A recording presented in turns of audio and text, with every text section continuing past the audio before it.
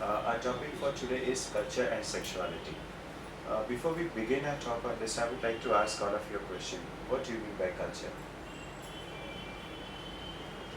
Something akin to tradition.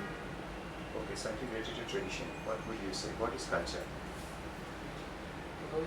Your tradition could be one part, but I guess it is the collective behavior and conduct of people around. Collective behavior made up as against an individual's behavior. And what would you say? What is culture? Religion, mostly the way of life. Okay.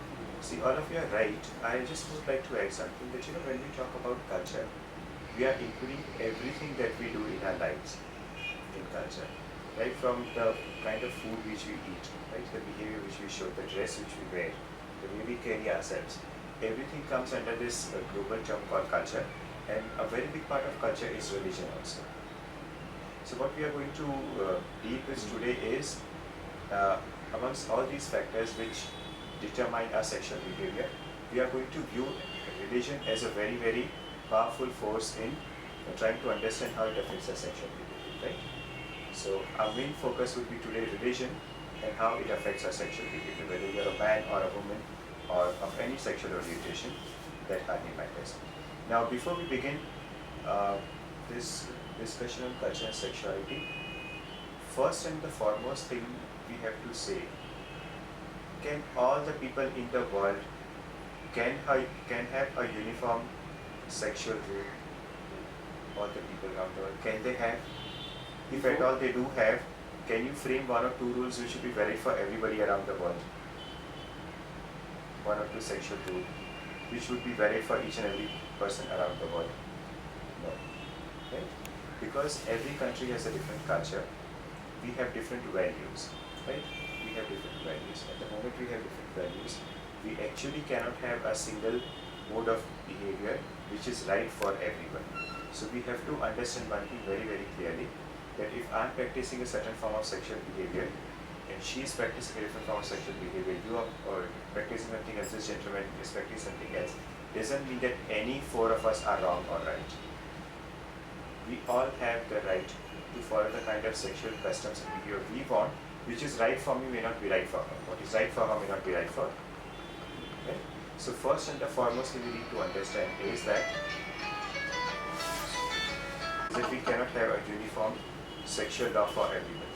So henceforth, let us not try to influence each other's behavior, saying that my behavior is right and your behavior is wrong. That is the first and the foremost thing we need to understand. Now we come to the religion called Judaism. Judaism is a religion which Jewish people follow. Now let us see the kind of sexual customs they have and how we interpret them. We are Indians, we follow Hinduism, and yeah. Okay. Now let us get to the first one. How do Jewish people derive their sexual laws from? They have derived their sexual laws from the Hebrew Bible and a book called the Talmud. Okay. Now what does these things say? It says that sexuality is a positive force. It's a gift of God, and it's an expression of human beings. That is what it says. Okay, now let us see what Judaism has to tell us. Okay, now let me make it slightly more interesting. What kind of attitude do we have about our sex organs or our sexual functions? What kind of attitude do normally Indians have? If you heard people talking, or if you've had a discussion, what kind of attitudes do people normally have? Very restricted and limited. Yes, very restricted and Not much spoken about in. yes. Not very regular. Yes, So it is about always, taboo. yes, it's always spoken about in a very hush-hush manner.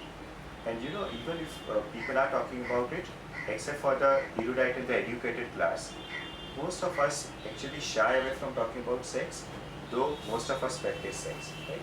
So we need to understand, let us see what are their views.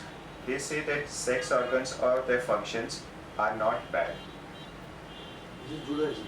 Judaism are not bad.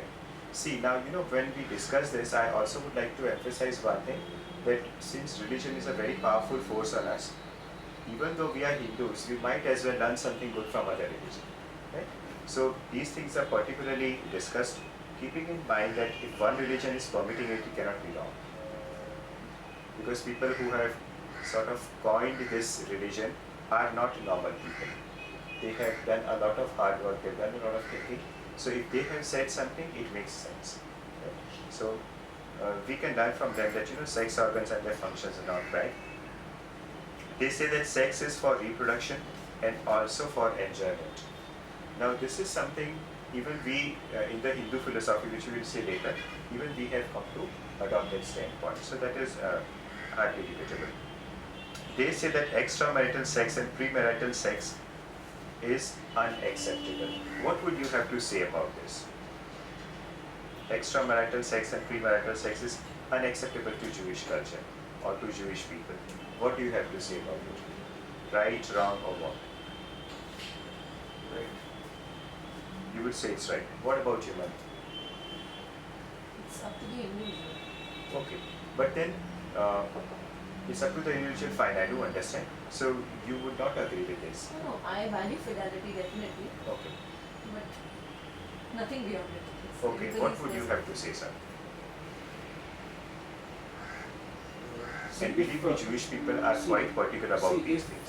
If Jewish people have formulated this as a law, this law may have been applicable to those Jews who were at a perhaps a low stage of development, in the sense that infidelity or being more liberal at that point in time has its own cost, and the framers of these laws must have thought it is not worthwhile to undergo that situation. So therefore they promulgated this law that it is bad. In today's society, an individual has to take a call about whether it is. Right. But But then, it may have been relevant to those times at that point in time. so now it's not relevant. See, when you say you take a standpoint, we as human beings, when somebody else does it, we say it's wrong. But when we ourselves do it, we think it's right. Don't you all agree with that? It's very easy to pinpoint somebody saying that, so-and-so is in an extramarital relationship. But we ourselves might be doing the same thing, and that we don't accept it. We think it's justified in our case, not justified in somebody else's case. So that is something, there should not be any double standards. I agree that if it's okay with me, it should be okay with everybody else. Right? That is something which we Indians are not able to do. People are doing a lot of things in secrecy and blaming others that they are doing that. They themselves may be doing the same thing. So if we are following a certain code of ethics for ourselves, we have no business to point fingers at somebody else. So that is something which we need to remember. Okay, then they say marriage is for companionship and mutuality. Therefore, elderly and infertile people should also marry. What would you say about this? Just come again, marriage It is for- says that marriage is for companionship and mutuality, right? So even old people and infertile people should marry. What would you say? I think it's a very, very progressive standard. Now it is Why changing. can't an infertile person not marry? because it's mentioning the companionship. Yes. What would you have to say? Are you fine with this? No, it is changing now. It is changing. Some people are No, also. and I tell you something, we always say that times are changing. But are we trying to say that people in olden days did not have these needs? Of course they had. They did not have a platform to voice their opinion. Today if you see we say, times have changed. But I really don't think so that times have changed. People always had the same need.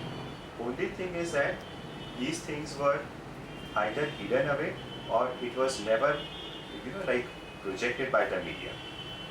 Take the case of Parveen Babi, the late Parveen Babi. In 70s she had a living relationship, which we talk about now.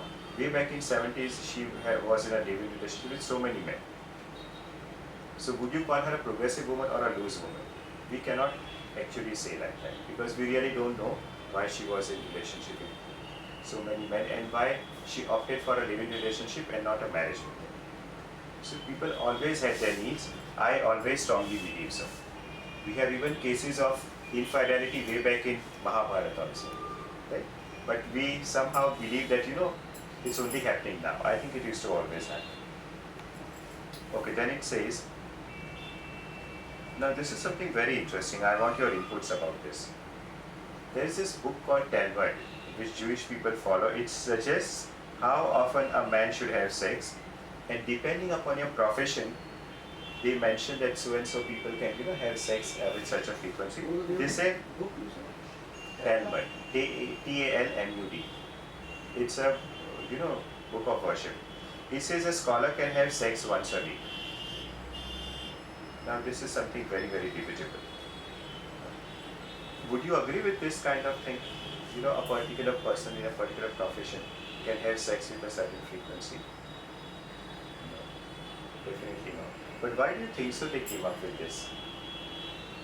It is mindset. Sorry? Mindset. Mindset, and we really don't know actually, this is something which we need to research further, that, why did they come up with this kind of attitude? And they believe that Friday is a very good day to have sex. Now Friday is a special day for Christians, and Friday is also a very special day for Muslims. So it's really difficult to believe that how come they came to this conclusion. But I personally believe that even in the Hindu calendar we have certain days like Amavasya and all those days. Amavasya and on the days of fasting, it is assumed that the body actually is not very powerful. So you're supposed to avoid sex on those days. That is what these people who practice Ayurveda and all, that's what they believe. So that could be one of the reasons. Okay, now this is very interesting. Let's see what you have to say. The wife has the right to say no to sex, and the man has to respect it. Yes, Do you all agree? 80% rapes are committed after marriage. Sir? The statistical order is that 80% rapes are committed after marriage. Yes. There are so many cases of marital rape and it's all unaccountable. Right? So that is a very, very progressive thing you have said. And another thing, see, which is, I believe, very, very progressive. Of course, I don't want to use this word that, times have changed and all. But we keep on saying like that. That there was a time when, most of the time men used to initiate sex. But way back even then, like when these things are written, do you know when? About 2000 years ago. They are not very recent things. And even at that point of time, they had mentioned that a wife should feel free to initiate sex. So just imagine that how progressive they must be, even 2000 years ago. Okay, now let's see. Now even different forms of non-genital sex. Non-genital sex, everything was allowed. That is, again, we think that only after like 1950s and 60s when there was a lot of sexual research, people try to get into non-genital sex. But now with these people, I'm sure that we probably have Kama Sutra, and I'm sure that Jewish people also must be having some kind of sex by here, or they must have done some kind of informal research. They come to the conclusion that people do enjoy a lot of non-genital sex too. So that was also allowed. Okay.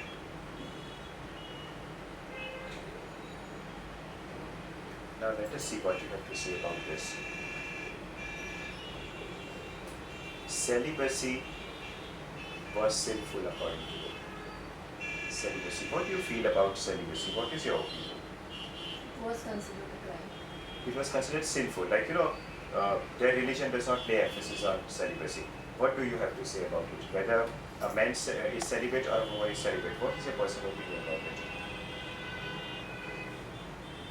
It's again individuality, how can I say so? Like in general, if you were to say something, do you feel it's okay? Is it a right way of life or it's a wrong way of life? What do you say? If it's acceptable to the individual, fine. Fine. What do you have to say? Yeah, celibacy is sinful in the sense that it is going against the natural instincts and urges. Okay. So to that extent, as long as you go with nature, Your life becomes more easy. life becomes more easy. So why impose something which doesn't fit well gel with nature? Right. So that way it is, yes. What do you say? So much Homogenic. Okay. I personally believe, as this lady said here, celibacy is something which should only be self-imposed.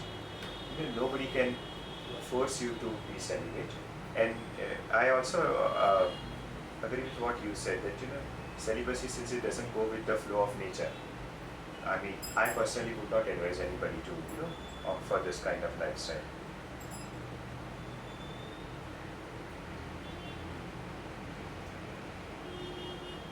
Okay, now just look at this one. This is something so interesting. Uh, there are there are just about 7 to 10 reasons for which you can get a divorce according to the Indian marriage divorce laws and all. But look at how progressive these people were. They said that if a man is not able to satisfy a woman is not able to satisfy a man sexually, they can get a divorce. Okay. Which we still don't have a provision in our law. We still don't have. Can you imagine that? And I'm sure there must be thousands and thousands of couples who must be so sexually frustrated, yet have no way out, except to get into some kind of extramarital relationship and go about their way. But this is something very, very progressive. Okay, now again that whole stand on, I'm sure all of you are definitely aware of different kinds of sexual orientations which do exist, right? Like gays and lesbians and transgenders and all. For them, they believe that homosexuality is not permissible to them. Probably the reason is because you cannot bear a child. So that was the reason they did not allow. What is transgender? See, transgenders are a common, transgenders are actually men who have the mind of a woman. What? These are men who have the mind of a woman. So they normally feel like a woman, act like a woman, and want to be a woman. These are transgenders. And transvestism is a very subtle. Sorry? Transvestism. Yeah, transvestite is a man or a woman who is sexually aroused by very close of the opposite sex. By very close of the opposite sex. Very Right? This transgender, you said a man who has the mind of a woman. It could be the other way around also. A Yes, woman with a mind. but most of the transgenders are, there are very few women transgenders. This is a paraphilia which affects males more than the women. And what the other word you said? The other word is transvestite. Transvestite. What is that? Transvestite is when you cross-dress to get sexual arousal. You like to wear clothes of the opposite sex and get sexual arousal.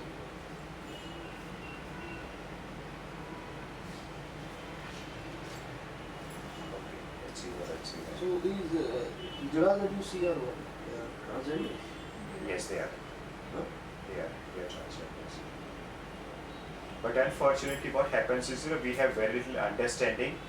Of course, now, we do have some kind of platform for them, which we did not have earlier. But what we need to do is, we need to make the society as a whole very sensitive towards them. Is it another difference between eunuchs and transgender? No, they are the same. The old word was a eunuch, the new word is a transgender. That's what we use. And the only way we can probably be sensitive towards them is by actually meeting them, talking to them, and then you realize that these people are so much human as you and I are. In fact, they're better off. They never cremate in the day. Yes. It's always done in the night, and they have very specific rules for themselves. Yes. And the thing is that I happen to, as a sexologist, I'm invited to this LGBT festival which happens in Andheri. I get an invitation for that. And throughout the world, they show cinema related to gays, lesbians, transgenders and intersex people. So when I happened to see that cinema, earlier I myself was very, very, I would say, I would not say I was very indifferent to them. I was very indifferent actually. But when I saw a whole lot of cinema, I actually got sensitized and I realized that, oh my God, how am I behaving with these people?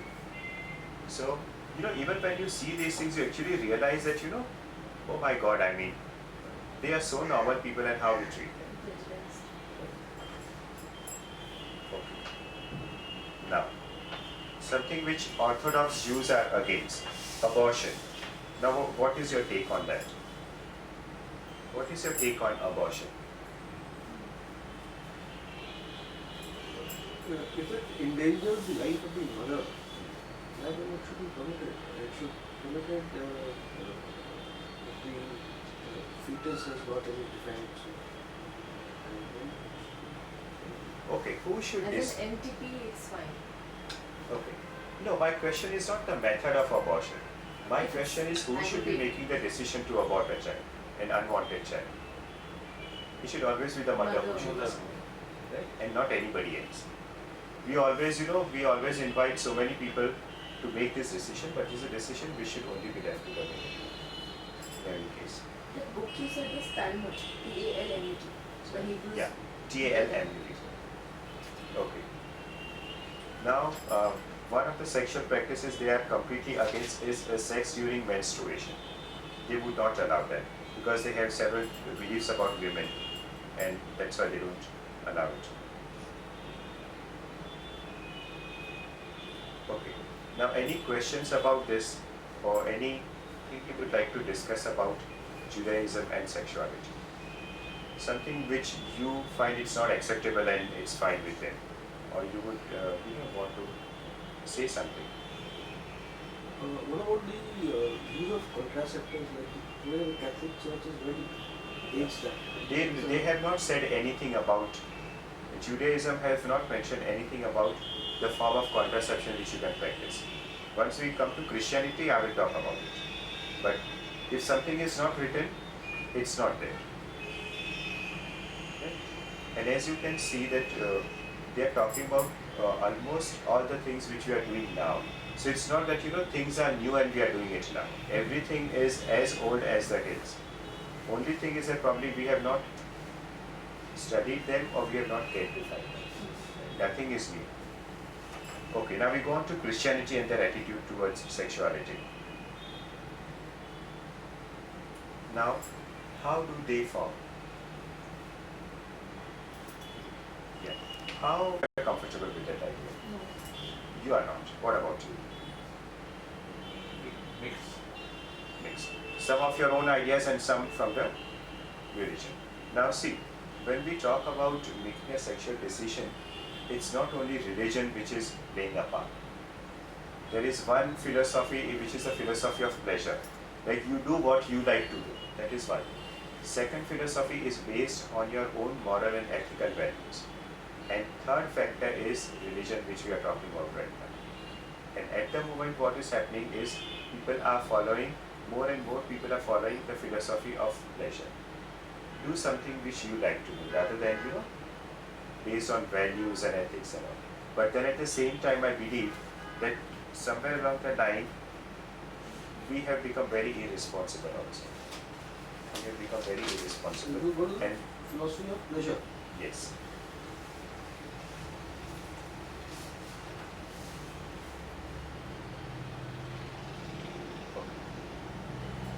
Now, one thing amongst Christians is they say that sex in marriage is for procreation. Now, this is something very, very difficult for, You just made a mention of three philosophies: ethics and values, philosophy of pleasure. and third is religious, based on religious practices. Now, they say that sex in marriage is for procreation. Right? Now, this is a very, very limited understanding of human sexuality. We know that sex could be for procreation, it could be for recreation, and it could be also to enhance the relationship. Right? So, this is a very restrictive view according to me. Now, this is something which, with Christians, they are very, very particular that sex can only happen within marriage. And they will not allow any other kind of, though in reality we do find, but their religion will not permit this. They say that sex within marriage is only acceptable. Okay, now I want to ask you a question. If we have this law like sex within marriage, can the society function or it cannot function? If everybody just starts following this rule and nobody violates it, will we have a better society, better society or a worse society? Or what? Just think about it for a minute.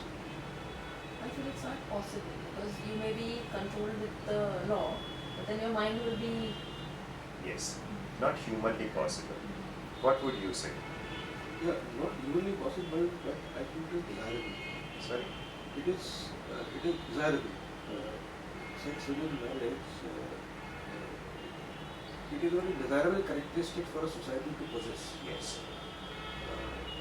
It may not happen with 100% of the people. Even if it happens with 95% of the people, I think It's a good standard there, sir. it is good for the society. Now, one thing we must always remember, whether it's any religion, when the marriage rites are performed, they will always give you an ideal picture to follow. Whether it's Christianity or it's Hinduism, we have Saptapadi in Hinduism, we have this marriage bands in Christianity, in Islam it's the nikah. But what I have understood as a doctor is that these standards which they have set are really impossible to follow. And I personally, if as a psychologist and as a sexologist, I would not frame these kind of things. I would rather frame sentences or statements which empower people to make their own decisions and make responsible decisions, rather than these that statements like you'll like we'll be together till death do us apart. Now there can be so many situations in your life where you will be forced to like be away from your partner or break from the marriage. So these particular laws, I am not with it. They have to change. Okay.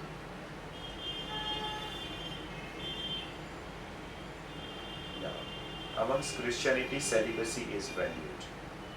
Now look at the kind of let me give you a small example. Why this whole discussion becomes very important. Somebody is like these Hindu sadhus and all. They will say celibacy is a very valuable thing. But how much of it they can follow in their own lives, we do not know. And then at the same time, Christianity says that celibacy is a very valuable thing. Judaism does not say it's valuable. Hinduism also does not give much emphasis on celibacy. Now tell me, you and I as normal human beings, how will we guide others? When there are so many different standards existing about the same thing, how are you in a position to tell somebody what to do and what not to do? What will you do then? See, the best thing to do when you are faced with a difficult situation is to ask yourself few questions. Whether you like to do it or not, whether your partner likes to do it or not, does it harm you or your partner? And finally, does it make you feel good or bad after you do a particular behavior? If you can, say yes to all of these questions, that behavior is right for you and your partner. Just tell us the 3 points again. Yeah. The first thing is like, let's say, let me give you a small example. Let's say premarital sex, okay? A couple is really in a dilemma whether they should have premarital sex or not. They are engaged and they are going to get married few months later, and probably they are so aroused all the time that they don't know what to do with themselves. So the first thing the man needs to ask himself is that, is it right for me? Is it right for the woman? Secondly, does it harm me or does it harm my partner? And finally, what would you feel after the act? Do you have Right? a guilt factor? Yes. So if these things are answered in the positive, then that behavior is for you. But if the man is not comfortable, the woman is not comfortable, and they feel that it might harm them, in the sense like you cannot take precautions, the woman might get pregnant. So in that case, it is not for them. And I think these statements or these questions are much more meaningful than if you try to ask 10 people and who will give you all 10 different answers. And one of the things which I have learned, that in a country like ours, we give some advice but we don't follow the same advice. Right? We always tell people what they want to hear rather than what is the correct thing.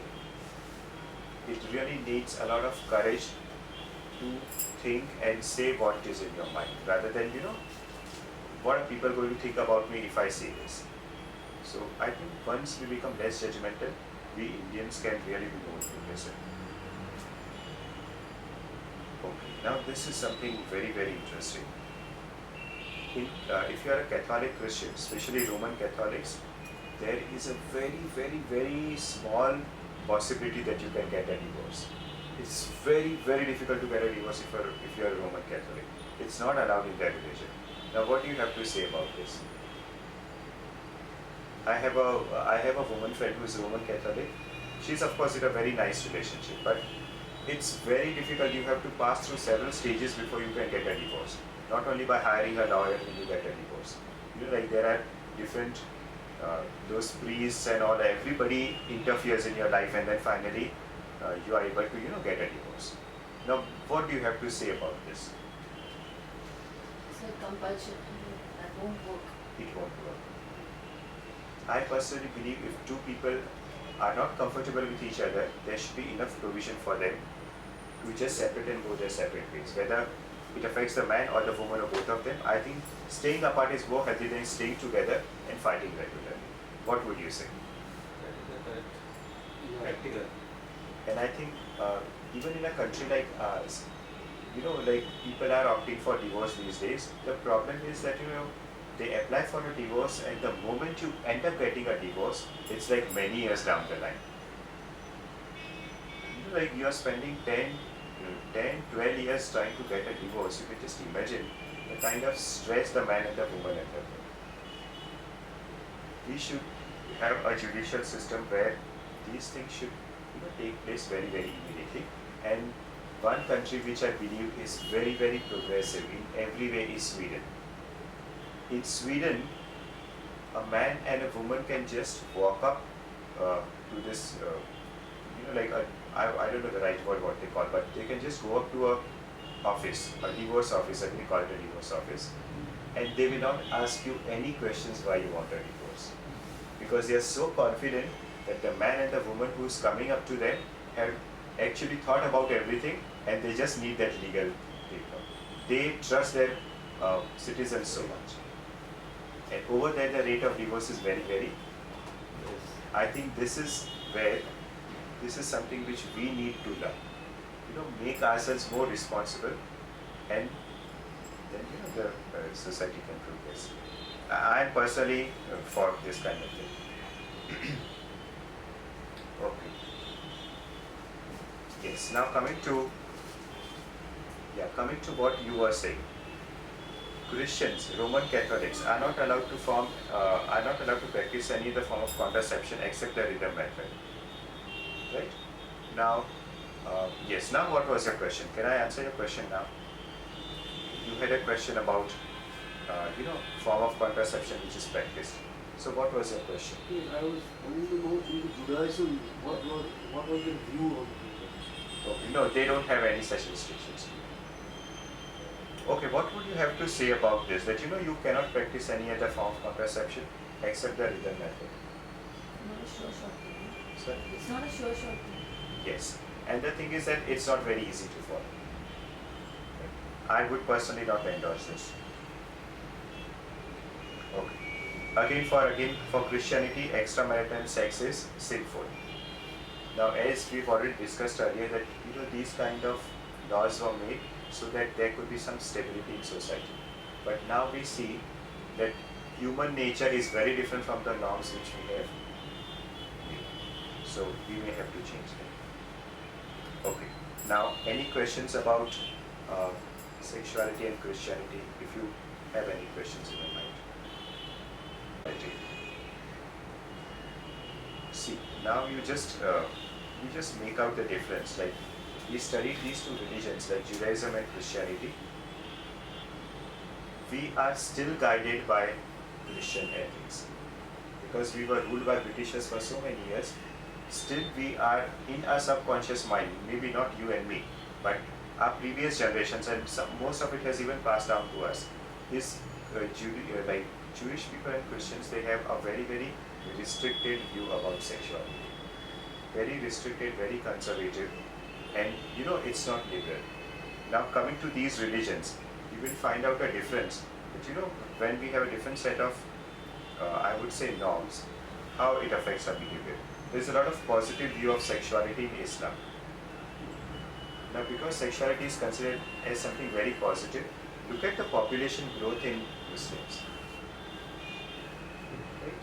Can we see now that its religion is dictating your sexual behavior, and there is so much of sex happening around us. Okay. Now coming to just the diametrically opposite point of view. Celibacy is discouraged. Now when celibacy is discouraged, everybody is getting married and everybody is having so many children. Okay? So now you can see the population growth in Muslims. Okay. And another thing is adultery is punishable for them, which I guess in certain cases could be okay. But any questions about Islam? They are basically, there isn't much they have to say about sex except for these three things. Any questions about Islam? Do you feel a woman wearing a parda is a progressive or a regressive? Regressive. Okay, what would you say? I think one country has abolished, France or something. What would you say? Does a woman really need to wear a parda? No, it's sort of regressive. But my observation has been there are women who have taken up purdah on their own. So if one has to go by respecting the wishing of who wants to wear a purdah, it should be comfortable.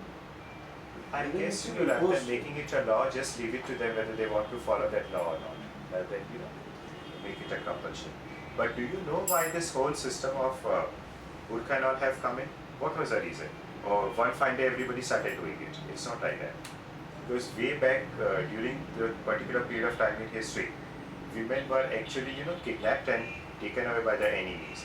So the reason behind wearing a burqa was that, you cannot actually form an outline of the woman's body if the woman wears a burqa. So, men would not know what this woman's body is like and they would not be attracted to her and they would not kidnap or rape. That was the reason. But now times have changed. Now the whole concept of women being kidnapped and raped and all has gone now during the wars. So that was the reason why this system had started. And probably over the years we did not realize that times have changed and this system needs to go out of the custom. Even like that, if you see in all the religions, there are so many things which we still continue to do without realizing why we are doing it. We don't question it. Hindu will follow the Munghat. Yes. Hindu also will. Yeah. But then, I personally believe, I was actually lecturing somewhere and they said that, like if women are adequately covered, it would help her to prevent rape. I don't believe in that. Because so many women who are completely covered are also getting raped. Right? So that is a very false logic actually. Okay. Now coming to Hinduism. Personally, I believe that the sexual philosophy of Hinduism is much, much higher than any of the religion. It says sex is treated as a form of spiritual energy. It's a form of spiritual energy, and it is thought that when a man and a woman, when they sexually unite, and if the man considers the woman's body as a temple, and if the woman considers the husband's body as a temple, they actually reach God through sex.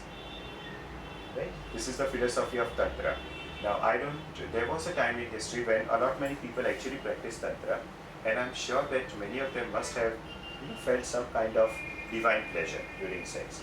So, this is not something which is very baseless, and we have to see that this philosophy is much higher than what does actually Tantra mean? I mean, I've read about the Sasharam and everything. Tantra actually means what? See, actually, the word Tantra means the union of the man and the woman to attain divine bliss.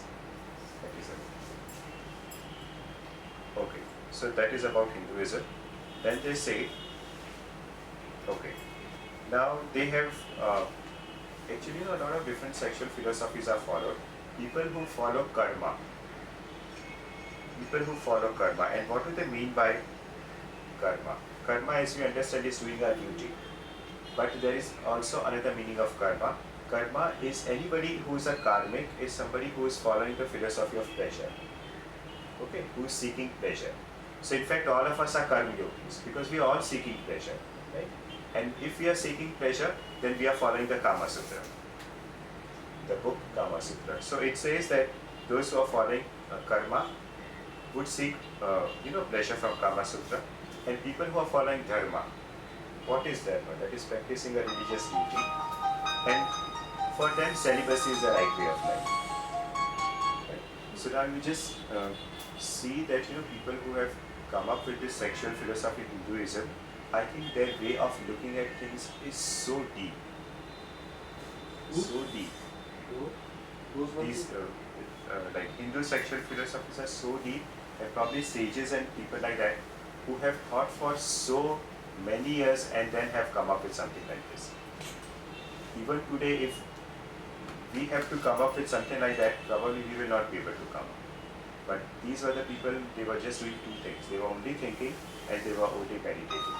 So probably only then they could come up with these kind of things. Okay. And as I said earlier, that celibacy is not a very valued concept in Hinduism. We don't have, like, except for certain sects in Hinduism like Swaminarayan and all those sects, it's only those people who believe that men and women should not marry, like the saints. But apart from that, almost in all other different sects, we don't have even pujaris and priests and everybody are married and they have children. And I particularly believe that that is healthy. That is healthy. Rather than forcing people, like even in Jainism, I am never for it. I am never for it. Okay, and coming to the last religion, Buddhism. See, now again there is a different standpoint. For them, celibacy is desired. Buddhism. And coming to a very, very controversial point. I would like to have some discussion about this. In Buddhism, prostitution is not condemned. It's not condemned. What would you say about this? Why are we so silent on this subject? It is not condemned. And the thing is that I personally believe, what would be your opinion? A religion saying that it's not condemned, or it is not hated, so to say. What would be your take on it? I personally believe it should not exist only. Why it should be that, I mean, Why would a woman or a man want to prostitute themselves? yeah, because it is encouraged and okay, we feel, okay, the lady is safe, this and all those, it's actually rubbish. It should not be there. What is your take on prostitution?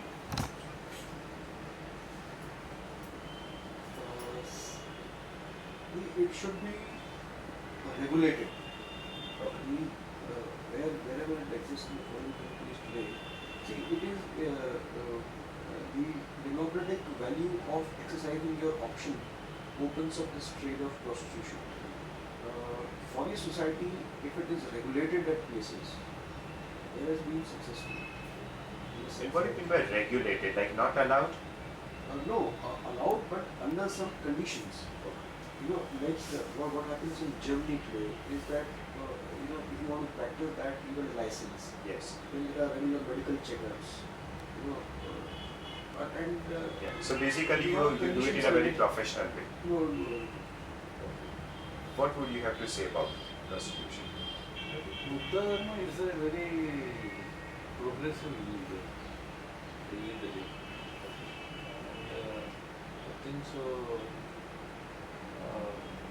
After means without violence, that religion has developed like anything. So whatever they say may be the correct one, I think so. Does any other religion condemn that? It's only Buddhism. Sorry, which one? Does any other religion condemn this? No, actually nothing much has been written about prostitution. And personally, if you look at from a sociological point of view, if we are thinking purely from the sociological point of view, prostitution will never end in any part of the world. And two things which I found very, very convincing is about the people who are handicapped. People who are handicapped, they will need to go to a prostitute. Okay. Right? What provision do we have for them? People whom nobody wants to marry, like people who are burnt, their faces are burnt. Who would want to marry them? So where will these people go? Even if we leave out the common population, but these people need to exercise their sexual desire. Where will these people go? So some sociologists had come up with that if not for any other reason, at least have some mercy for them, have some thinking for them. Who will marry them? So there should be equal proportion of gigolos also. Sorry? There should be an equal proportion of gigolos also. The males. Yeah. He did not specify the gender of the prostitute, but vice each versa, other. it's usually the lady and Yes, especially the trade and the trafficking yes. thing. But which is- actually, you know what? Male prostitution is a very hidden thing. Yeah, Not that it doesn't it's very- exist. It's something very hidden, not much research. Most of the research has happened around women, right? Historical and even now. But of course, in only few institutes in India, I think one or two of them are working on subjects of male prostitution. But in Western countries, you have lots of research happening on male prostitution. And like I agree with the sociologists say that you will never be able to put an end to prostitution. It is something which we will all have to accept whether we like it or not. It will exist in an ideal society. We are not living actually in an ideal society. There was never actually an ideal society. So this brings us to an end of our discussion. If you have any questions, please feel free to ask me now. Or it could be now, extended to any aspect of culture and sexuality. We did not discuss Greece and Rome because I basically had very little information on Greece and Rome. But Greece and Rome were such cultures in which each and every form of sex was practiced, what we are doing now. In 4th century BC, whatever we read about in magazines or in any kind of films what we watch, everything was practiced during Greece and Roman culture. So it is nothing new. It is nothing new what we are watching now. It's just that there has been a turn in history. Something which happened long time back is again a revival now. And probably like everything under the sun which we read about right now has already happened in history. It's nothing. So, if you have any questions. considering